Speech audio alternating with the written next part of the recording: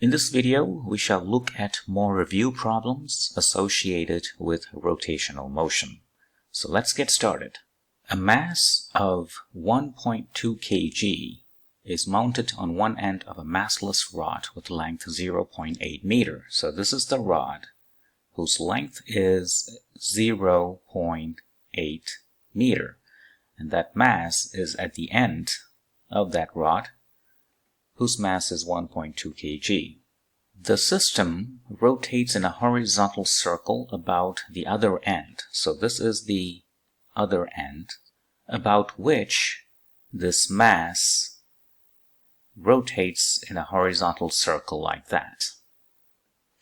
And the angular speed is 5,000 ref per minute. We want to determine the moment of inertia of the system about that axis of rotation and the system's kinetic energy of rotation. So let's first determine the moment of inertia. The moment of inertia of a point object, such as this one, about an axis such as that one about which it is rotating, is given by the mass of that object times the distance of the object from the rotational axis, in this case 0.8 squared.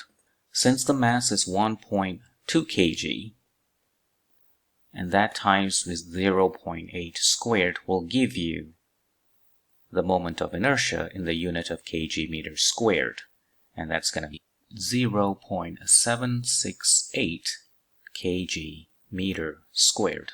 Now let's do part B. What is the kinetic energy of rotation of this object?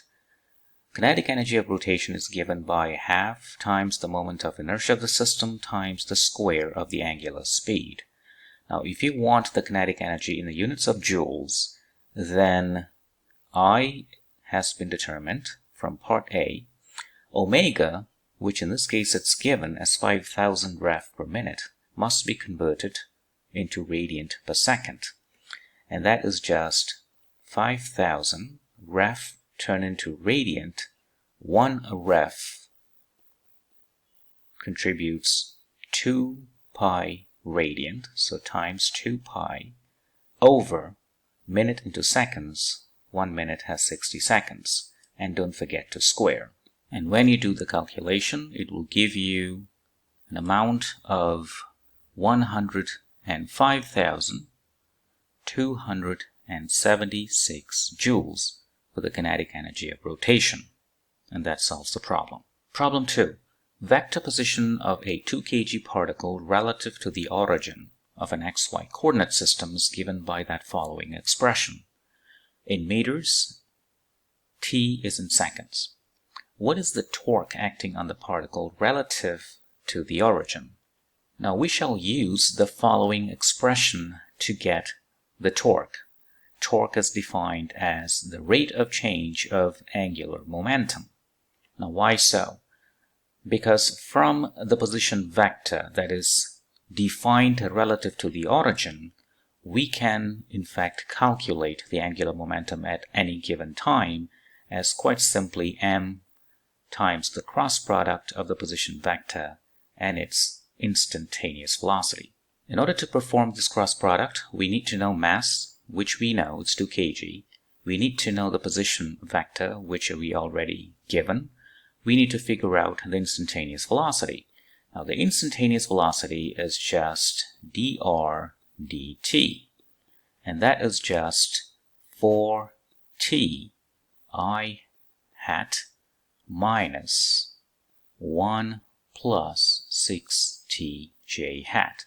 I have just taken the time derivative of that expression. Now let's perform this cross product. So the angular momentum is given by the mass, which is 2, r cross into v. We can do the cross product in a determinant form. I hat there, j hat there, k hat there.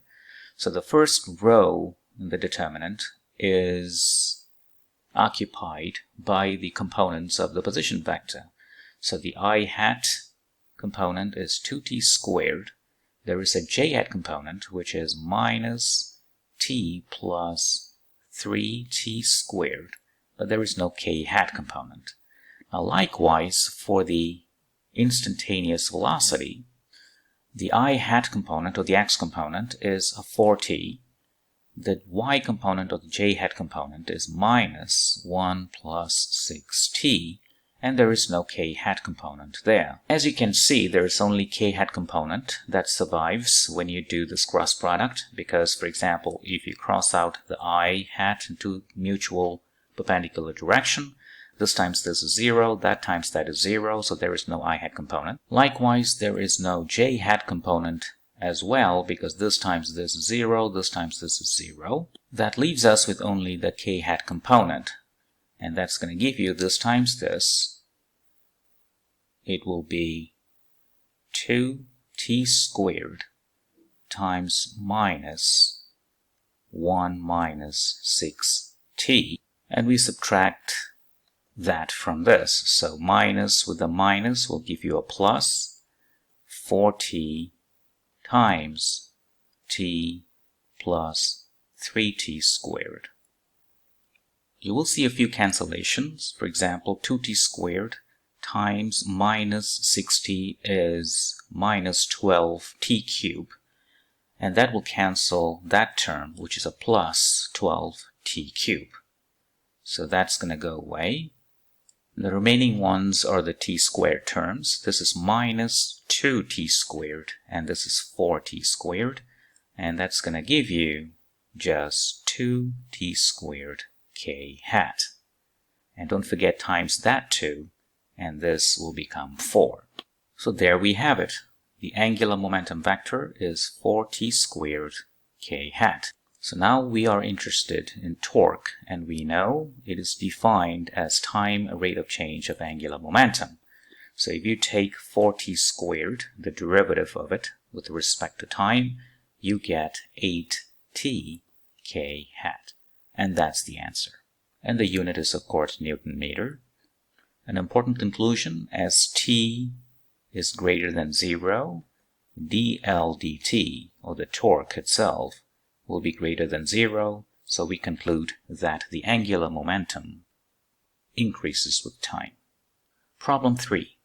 A wheel of radius 0.2 meter, so that is this wheel right there, its radius is 0.2 meter or 20 cm, is mounted on a frictionless horizontal axis. So the axis is right there, and it's coming out of the board. The moment of inertia of the wheel about this axis is 0.5 kg meters squared. A string is wrapped around the wheel's circumference, which is attached to a 5 kg weight. So this weight right there is 5 kg. When the weight has a kinetic energy of 4 joules at this point, or at that level, find the wheel's rotational kinetic energy. So let's do part A first. So we assume that the weight start to descend from some height. Let's call that height inertial height, and it is that height.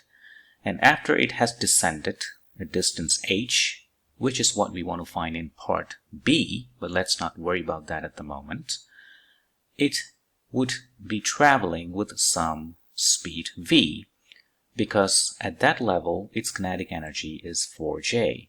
So let's first determine that v. V can be determined by equating the expression for kinetic energy, which is half times mass, 5 kg v squared, to the kinetic energy of that weight at that level, which is 4 joules. Now we can determine what V is. So V becomes the square root of 8/5 meter per second. Note that at the moment this weight has this much speed, this wheel will be turning at some angular speed omega. And this omega and V are related in a following manner. V is the radius of that wheel, let's call it r, times omega. So since we know this, we know the radius of the wheel, which is 0.2 meter, we can figure out what omega is. So when you do that, you get omega equals V, which is square root 8/5 over 0.2 in the unit of a radian per second. Since we desire the wheel's rotational kinetic energy, which is given by half times its moment of inertia times omega squared, where we have just calculated omega, we can determine that wheel's rotational kinetic energy. So half the moment of inertia is 0.5, it's given in the problem. Omega is this entire thing. The square of that is 8 over 5 over 0.2 squared. And that's going to give you 10 joules for the rotational kinetic energy of the pulley. So we write the answer for part A there. Now let's get to part B. Find h, the distance the weight has fallen. Now it has to start from somewhere. So that is the initial state where everything was at rest. So the speed of the weight is 0 meter per second, and the angular speed of the wheel at that point is 0 radian per second.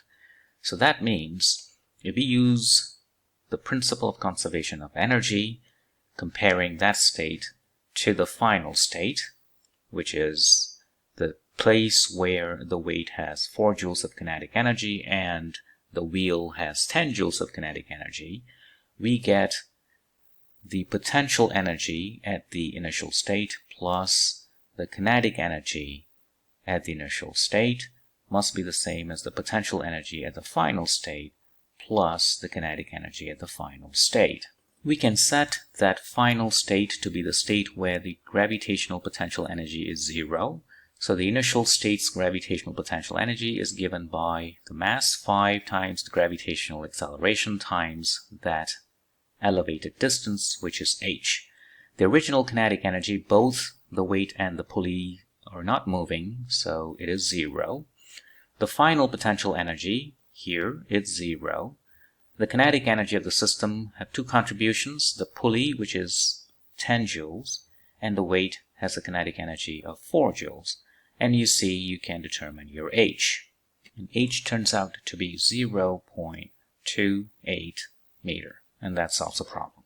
Problem 4. A pulley with a moment of inertia of 1 times 10 to the power minus 3 kg meters squared, that is this pulley right there, about its axle, is acted upon by a force applied tangentially at its rim. Now the radius of that pulley is 10 cm. The force varies with time in that way. F is in newtons, t is in seconds. If the pulley is initially at rest, find its angular acceleration and angular speed at t equals to 2 seconds. First we need to know the angular acceleration at any given time, and that's given by torque divided by the moment of inertia according to Newton's second law of rotation. And the torque can be calculated to be that force times the moment arm, in this case is the radius, and the angle between them is 90 degrees, so sine 90 is 1, divided by the moment of inertia, which is 10 to the power minus 3. Note, the radius is 10 cm, so you can write it as 0.1 there. Substituting the force from there, we get 40t plus 20t squared radian per second squared for angular acceleration. So now we can determine angular acceleration at t equals to 2, which is just 40 times 2 plus 20 times 4 radian per second squared, which is 160 radian per second squared.